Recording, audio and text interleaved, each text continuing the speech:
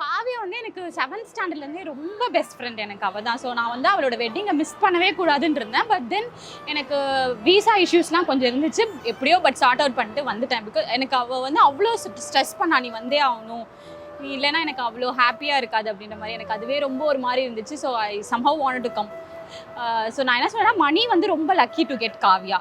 ஏன்னா அவள் அவ்வளோ ஒருத்தர் மேலே வந்து அன்பு வச்சுட்டான்னா அவள் வந்து எந்த எக்ஸ்டென்ட்டுக்கு வேணால் போவாள், யோசிக்கவே மாட்டாள் அவங்களுக்கு செய்யறதுக்கு என்னன்னாலும். ஸோ அவ்வளோ கேரிங், அவ்வளோ ஒரு எமோஷ்னல் டைப்புன்னு சொல்லுவாங்க இல்லையா. அவங்க வந்து ரொம்ப அவள் வந்து யாருக்கு மேலே அன்பு வைக்கலாம் அவங்கள்ட்ட ரொம்ப க்ளோஸ் ஆகிடுவான். அவங்கள விட்டு என்ன சொல்கிறது, அவங்கள கேர் பண்ணுறது நிப்பாட்டவே முடியாது அவளால். அவளோட லைஃப் வந்து இதுக்கு மேலே I just want to be very happy and I wish Mani and Kavya very happy married life and a life full of happiness, love and laughter. Only that, only love, laughter and happiness. School படிக்கிற அந்த பாவாடை சட்டை போடுற போல அந்த வயசுலேருந்தே ரொம்ப close friend எங்களுக்கு. ஸோ அவளோட அப்ஸ் அண்ட் டவுன்ஸ் எல்லாமே நான் பார்த்துருக்கேன், என்னோட அப்ஸ் அண்ட் டவுன்ஸ் எல்லாமே அவள் பார்த்துருக்கா. நான் ரொம்ப வருஷமாக லவ் பண்ணுறேன் எனக்கு தெரியும். பட் அவள் சக்ஸஸ் பண்ணதே ரொம்ப பெரிய விஷயம். இதுக்கப்புறம் அவள் லைஃப்பில் எப்போவுமே ஹாப்பினஸ் மட்டும்தான் இருக்கணும். ஹாப்பி மேரிட் லைஃப் காவியா, ஜாலியாக என்ஜாய் பண்ணு. So happy married life. அண்ணன் கூப்பிட்டது கிடையாது இது வரைக்கும். ஆனால் எப்படின்னா ஒரு ஃப்ரெண்டு மாதிரி சின்ன வயசுலேருந்து ரொம்ப சண்டை போடுவோம். ஆனால் இப்போ தான் ரொம்ப க்ளோஸ் ஆகி எதுனாலும் அவன் தான் ஃபஸ்ட்டு நிற்பான். ஸ்கூல்லேருந்து நாங்கள் ஃப்ரெண்ட்ஸு, ரொம்ப பெஸ்ட் ஃப்ரெண்டு. எனக்குன்னு ஒரு ஃப்ரெண்டுனா அவன் தான். Mani is a good friend to me. எல்லாமே வந்து என்கிட்ட ஃப்ரீயாக டிஸ்கஸ் பண்ணுவான். ஏன்னா ரொம்ப ஸ்ட்ரைட் ஃபார்வர்ட், எதாக இருந்தாலும் வெளில சொல்கிறோம், உள்ளெல்லாம் வச்சுக்கோங்க, யாராக இருந்தாலும் எதாக இருந்தாலும் அப்படி கேட்டோம். நாங்கள் அப்படியே டாம் அண்ட் ஜெரி மாதிரி தான் இருக்கும். எல்லாருக்கிட்டையும் ஒரே மாதிரி ஈக்குவலாக ட்ரீட் பண்ணுவான். அதனால தான் எல்லாருக்குமே அவனை பிடிக்கும். எதாக இருந்தாலும் அவனுக்குன்னு முன்னாடி வந்து செய்கிறோன்னா அவன் எங்கள் எல்லாரையும் ஒரே மாதிரி பார்க்குறான்றதுனால. மணி லவ் பண்ணுறாங்கிறது அவங்க வீட்டுக்கு தெரியறதுக்கு முன்னாடியே எல்லாத்துக்கும் முன்னாடி நான் தான் ஃபஸ்ட்டு கண்டுபிடிச்சேன். ஆக்சுவலாக அவன் இன்ஸ்டா பேஜ் வச்சு ஒரு சில க்ளூவெல்லாம் பார்த்து இவன் லவ் பண்ணுறான் அப்படின்னு உட்கார முன்னாடியே சொன்னேன். கூடிய சீக்கிரம் அவன் சொல்லுவான் பாரு அப்படின்னு.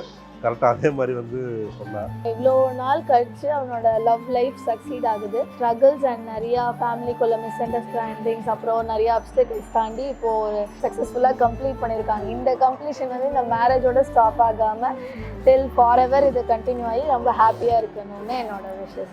மச்சான் காவியா, ஹாப்பி மேரிட் லைஃப் மச்சான். சந்தோஷமாக இருங்க எப்பவுமே. Happy married life and best wish.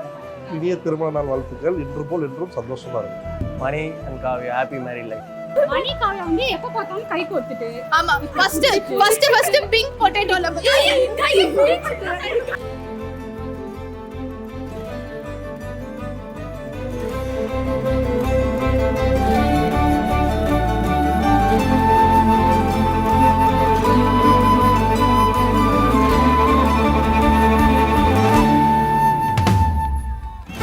மணி நாங்களா காவியா.